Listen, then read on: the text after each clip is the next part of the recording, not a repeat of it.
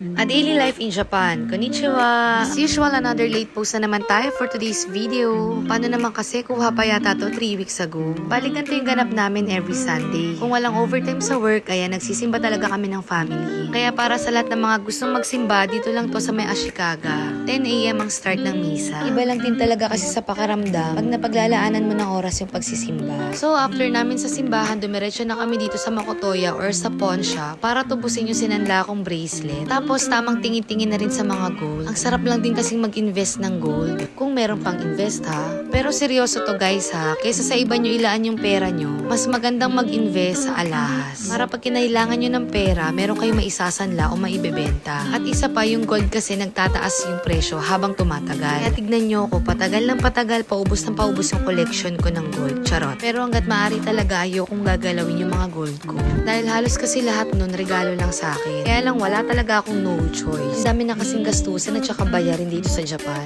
Tapos ang dami rin mga pinaglalaanan. At after naman namin sa Makotoya Pawn Shop, ikot-ikot naman kami sa mga recycle shop ng mga furniture. Ewan ko ba recently yun talaga yung amats ko. Parang doon nawawala yung pagod at stress ko pag nakapagtingin ako ng mga magagandang furniture. Pero syempre for the tingin-tingin lang muna ang peg natin ngayon. Sa pagtubos pala ng bracelet ko, magkano lang inabot. Kaya ayan, dinaan na lang namin sa pagkain ng pizza. Ibihira lang din kasi yung Pizza Hut dito sa lugar namin. Tapos may nadaanan na naman kaming house furniture. Yan, hindi talaga matahimik yung kaluluwa ko. Gusto ko kasing palitan yung sofa namin. Pero kailangan talaga natin labanan yung bumubulong sa isip ko. Charot. So after namin sa lahat ng mga pinuntahan namin, dumiretso naman kami dito sa ramen shop. O diba, ang lakas maka food trip gaming. Pero alam nyo guys, the best talaga yung Sano Ramen. Kaya kung papasyal kayo dito sa Japan, try nyo yung Sano Ramen.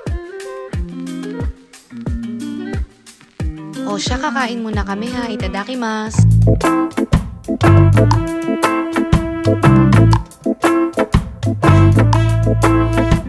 At syempre bago kami tuluyang umuwi, dumaan naman kami sa Rabbit Store or mas kilalang Nishimatsuya dito sa Japan. Sabi ko magtitingin-tingin lang ako pero hindi talaga pwedeng walang pagdampot. O siya, hanggang dito na lang muna. Salamat sa panonood!